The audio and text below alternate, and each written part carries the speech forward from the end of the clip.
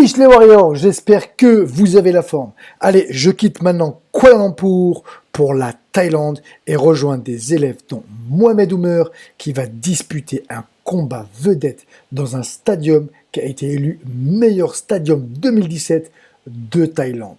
Juste avant de vous faire vivre la préparation dans la vestiaire et le combat de Mohamed, laissez-moi vous présenter ce combattant qui est plus qu'un élève, plus qu'un collègue ou un ami, c'est devenu un frère.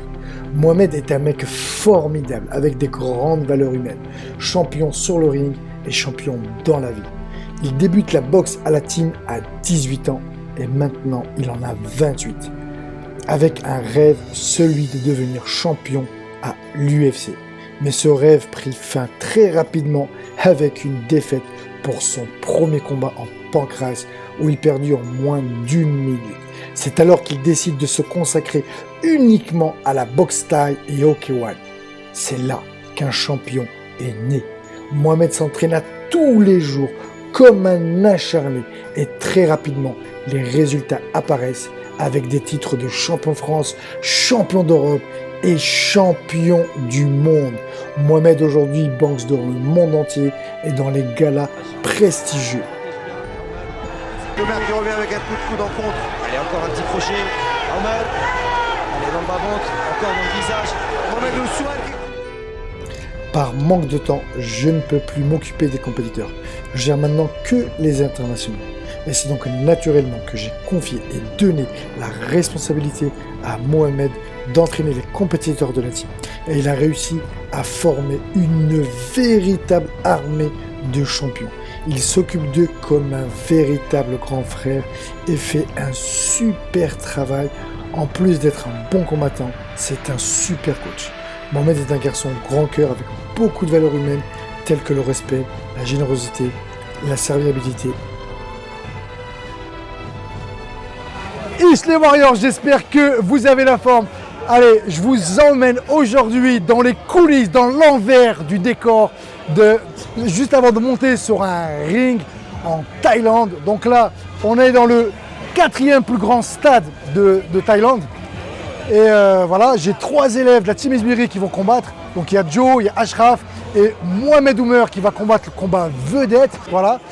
Alors, juste avant de commencer et avant de vous présenter la suite de la vidéo et de rentrer à l'intérieur, si vous êtes passionné par les sports de combat comme moi, MMA, boxe thaï, kickboxing, lutte à livrer, self-défense, je vous invite déjà à vous abonner et dans le lien de la description à tout simplement mettre votre mail et pour rentrer dans mon Fight Club, une grosse communauté de fighters, vous recevrez des vidéos gratuites en plus de la chaîne. Il y aura des lives, vous ferez partie de l'espace membre. Je vous donnerai aussi la possibilité de poster vos propres vidéos.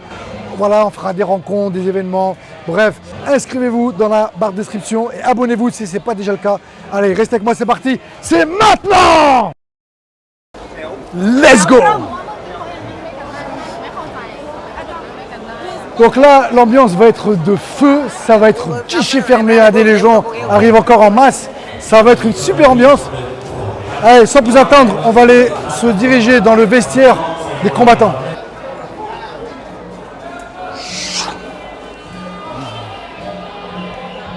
Je vous explique rapidement, voilà, en Thaïlande, il n'y a pas chacun son vestiaire, c'est un vestiaire pour tout le monde, donc les adversaires qui sont dans le même vestiaire, ils se rencontrent, c'est très particulier. Voilà. Alors, autre particularité en Thaïlande, c'est que les Thaïlandais ne font pas trop d'échauffement, ils se mettent de la même way, ils se massent. Il n'y a pas de comme nous en France ou en Europe ou le reste du monde où on va faire de la corde à sauter, du shadow, un peu de pao, tout ça. En Thaïlande, ils n'en font pas parce que le premier round et le deuxième en général, ils y vont cool, pas agressif. Et voilà, c'est là où ils ont le temps de se chauffer, c'est pour les paris en fait. Donc voilà, le combat il commence jamais au premier ou au deuxième, il commence à partir du 3e, 4e, 5e, sauf quand ils vont boxer les étrangers. Nous les étrangers, on n'a pas l'habitude du premier, deuxième, il n'y a pas de paris, on fonce direct dans le tas. Et les Thaïs au départ, ça les a beaucoup surpris, ils ont pris beaucoup de KO. Maintenant, voilà, ils connaissent un petit peu la chanson, donc maintenant ils se méfient. Mais ils n'ont quand même pas pour autant changé leur système d'échauffement.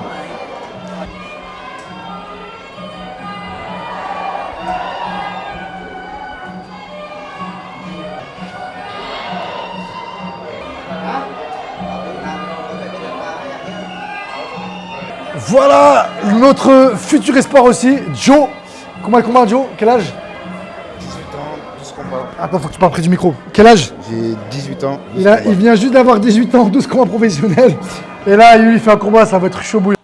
Voilà, à partir du moment où on commence à mettre les bandes pour le combat, c'est là où on rentre dans une phase qui va être compliquée et difficile à la fois.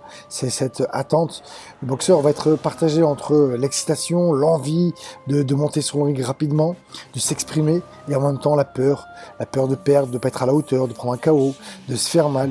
Et donc c'est là où il est très important de se concentrer sur le combat. Alors très souvent il y a des combattants qui se focalisent sur le résultat. Ouais, il faut que je gagne, il faut pas que je perde, toutes ces choses-là, mais ça c'est juste contre-productif. Car vraiment pour être bien, on ne doit pas se focaliser sur le résultat, mais sur le moyen de combattre. Ça vous permet d'être plus efficace lors du combat. Donc voilà, qu'est-ce que je dois faire pour être bien, et c'est là où vous allez repenser à la stratégie de votre combat, à votre préparation, à tout ce que vous avez fait et à tous les sacrifices que vous avez endurés pour être ici, pour ce fight. Et c'est vraiment important de se focaliser sur les moyens, hein. Ça vous permettra de moins stresser. Il va être aussi très important de vous focaliser que sur des pensées positives. Voilà. Car à ce moment du combat, vous ne pouvez plus faire marche arrière. Donc il est vraiment important de rester positif, quoi qu'il arrive, et de tout donner pour gagner ce combat. Alors, il y a aussi un autre truc qui est important, c'est que beaucoup de combattants, avant de monter sur le ring, ils pensent à des choses un peu trop agressives. Ouais, ça va être la guerre, je vais le tuer, toutes ces choses-là. Alors ça va dépendre. Il y a des boxeurs qui ont besoin de se motiver, ils ont besoin de se mettre la rage. D'autres qui ont besoin d'être rassurés, de penser à des choses plus cool, voilà.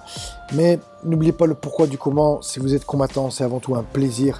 Et si vous êtes là et vous montez avec cette envie de vous faire bien, de prendre du plaisir, de vous éclater, de vous amuser, vous serez plus relâché et donc forcément plus efficace. Allez, je vais pas tout dévoiler, je vous rajoute juste 2 astuces. Alors il y a aussi une chose que vous pouvez faire, c'est tout simplement, si vous avez déjà un peu de combat, de penser à vos 3 meilleurs combats, votre meilleur combat, comment vous étiez avant de monter sur le ring, qu'est-ce qui a fait que vous avez bien boxé, dans quel état d'esprit vous étiez. Et le deuxième astuce, c'est de penser à votre boxeur, votre combattant préféré, dans quel état d'esprit lui serait à votre place juste avant de monter sur le ring. Et bien essayez de vous caser là-dessus et vous allez voir que ça peut vraiment vous aider à être mieux et à vous motiver.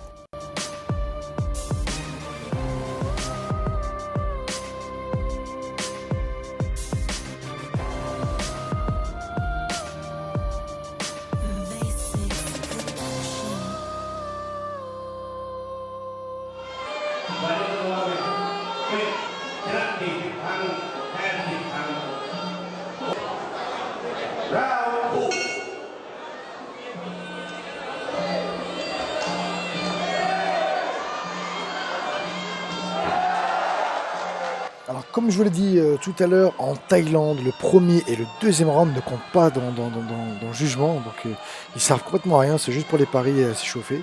Donc ça sert à rien de démarrer comme une brute, simplement voilà, nous en Europe ou dans le reste du monde, on est habitué quand même à boxer. Voilà pourquoi Mohamed il essaie quand même de mettre de la puissance, d'essayer de quand même de le toucher, de le déstabiliser. Ce qu'il faut aussi savoir, c'est que dans le décompte des points, hein, pour les juges, les points à points ne comptent pas. Ce qui va réellement marquer les points, c'est les genoux, les projections, avec les coups de coude. Et quand on envoie des middle kicks, quand ils sont pas bloqués, en fait, voilà, ils vont un peu marquer des points.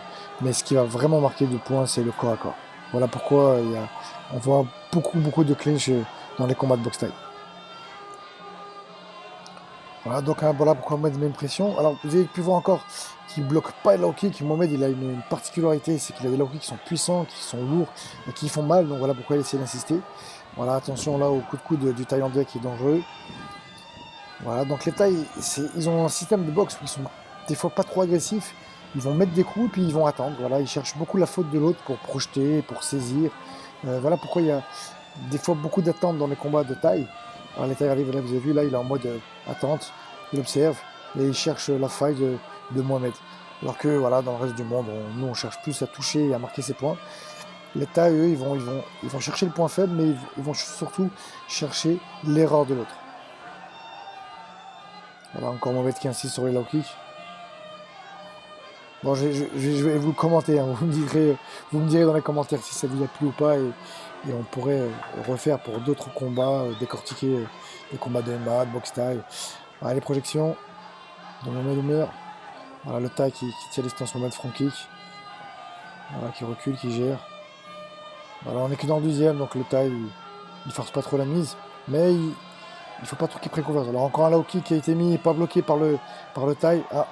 Le taille s'énerve un petit peu maintenant. Il rentre un peu il rentre en contact. Mohamed qui insiste avec ses low kicks. Voilà encore là Mohamed qui a été pris. On voit qu'il a fait mal. Est-ce que le taille a changé de garde? Non, je pas de garde. Encore un low kick pris, pas bloqué. Voilà, waouh. Là, celui-là, il a fait mal, ça y est. Et ça y est. Normalement, en France, on aurait été compté. Bon, il a compris, intelligent. Le taille va essayer de chercher le corps à corps, essayer de récupérer un peu. Rappelez-vous, on est qu'au deuxième round. Donc le taille ne compte pas. Maintenant, le taille va chercher à mettre du corps à corps pour essayer d'esquiver les low kicks. Et puis, il ne faut pas oublier qu'en clinch, les tailles restent les meilleurs. Même si maintenant, dans les combats de boxe taille, on arrive vraiment à les concurrencer. Ils n'ont plus la même mise, ce ne sont plus les meilleurs, sauf dans les petits poids. Les petits poids, ils sont imbattables, les 57, 58, 60 kg. Après, pour tout le reste, maintenant, ils ont perdu le monopole. Donc là, on rentre dans le troisième round. Et c'est là où maintenant le taille va commencer à travailler. Voilà, il cherche tout de suite le clinch pour marquer ses points. Voilà, bon, Mohamed, il se positionne bien. Voilà, ce qui est très important, du corps à corps, c'est de vous mettre vos deux genoux à l'extérieur pour vous faire projeter, surtout pour vous mettre à l'extérieur. Donc là, on voit que le taille est passé à la vitesse supérieure, là, il accélère. Et comme je vous l'ai dit, il va chercher le corps à corps à marquer ses points. Boum, placer ses genoux. Ici, une ouverture, essayer de passer un coup de coude. Bon, voilà, les genoux, ça y est, là, le taille est passé vraiment à l'étape supérieure. Et d'ailleurs, waouh, Mohamed est touché. Accélération du taille. Et ça y est, le taille voit qu'il a repris l'ascendant. Et le corps à corps super. Il le gêne. Donc Mohamed, là, il est en train un petit peu de subir. Il accuse le coup un petit peu aussi, physiquement. Là, il s'en sort pas trop mal. Le taille, voilà, qui va accélérer. Et vous avez vu, il essaie de mettre ses coups de coude. Je me souhaitais, ça y est, le taille, là, il est vraiment passé à l'étape supérieure. Domination large pour le moment sur ce début du troisième round du Thaïlandais. Voilà, Mohamed là qui recule, qui essaie de gérer, qui essaie de récupérer son souffle, super. Mohamed il ne vaut pas trop mal aussi au corps à corps. Voilà, là il gère, on voit qu'il a un peu une perte d'appui et le taille marque ses points. Super, Mohamed qui réagit en point, qui essaie de mettre un coup de coude aussi Mohamed. Donc Mohamed n'a pas dit son dernier mot. Voilà, même si on voit que dans la nouvelle attitude, on sent un peu moins frais physiquement. Mais voilà, il est là, il reprend présent. La taille accélère encore, elle est super. Voilà, Mohamed qui riposte en anglaise. Je pense qu'une de ses meilleures armes pour le moment. En plus, Mohamed il a des frappes qui sont lourdes, puissantes. Aïe, attention de ne pas se blesser. Mohamed, les coups de coude du taille sont vraiment dangereux. Oh là là, magnifique balayage du taille. Grande particule détail. Et voilà, Mohamed accuse le coup. Oh là, ça y est, c'est fini. Le taille va chercher à abréger le combat avec ses coups de coude. Accélération du taille. Mais Mohamed riposte. Il essaie de ne pas se laisser enfermer, de répondre présent, de montrer qu'il est toujours ici. Qu'il ne va pas dire son dernier mot. Mais on voit que physiquement il accuse le coup. Voilà, encore un coup de coude du taille. Et vraiment, ça y est, le taille a décidé d'abréger le combat. C'est rare parce qu'en général, pour les paris, les tailles, ils vont pas chercher à abréger le combat tout de suite. Ouais. Très au corps du taille, super. Moyen d'accélération de l'anglaise, oui, super, qui a touché. Low kick encore magnifique. Aïe, ça a touché, accélération de Mohamed. Voilà, il voit que le taille a été pris, super accélération. Voilà, comme quoi le combat n'est jamais fini. Voilà, Mohamed s'est bien réveillé. Le taille, il est sonné. Hein. On voit qu'il a plus s'appuyer, ses points sont larges. Et voilà, et c'est là qu'on voit que Mohamed est un champion. Aller chercher ses dernières ressources pour ne pas abandonner. Et voilà, là au kick. Ça y est, le taille se fait compter. Et voilà, les low kicks qui ont touché. Alors, c'est pas sur ce low kick. Hein. Rappelez-vous, Mohamed a fait un travail de sap dès le premier round au deuxième. Et donc là, c'est juste une accumulation de low kicks, pas bloqué du taille. Grosse erreur. Et Mohamed, en plus, il a des bons low kicks. Donc là, il va être très important pour moi, hein, dans le coin, de bien motiver Mohamed. Voilà, et ça y est, Mohamed est reboosté à partir de la charte d'entrée de jeu. Il va essayer de finir en combat le plus vite possible. Voilà, le taille encore qui subit. Ça y est, Mohamed a retrouvé son énergie, sa motivation, sa détermination et sa rage pour gagner ce combat et essayer de l'abréger le plus vite possible.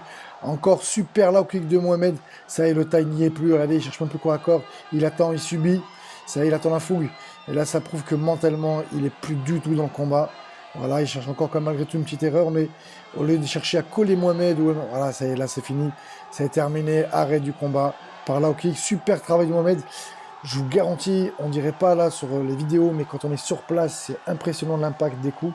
On le vit complètement différemment et je sais que ce jour-là, Mohamed m'a fait et m'a donné des frissons, super retournement de situation.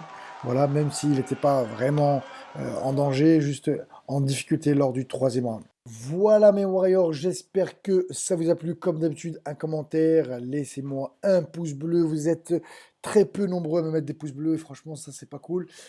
Et voilà, puis dites-moi ce que vous avez pensé de ce combat un peu commenté. Et maintenant je vous dis à bientôt.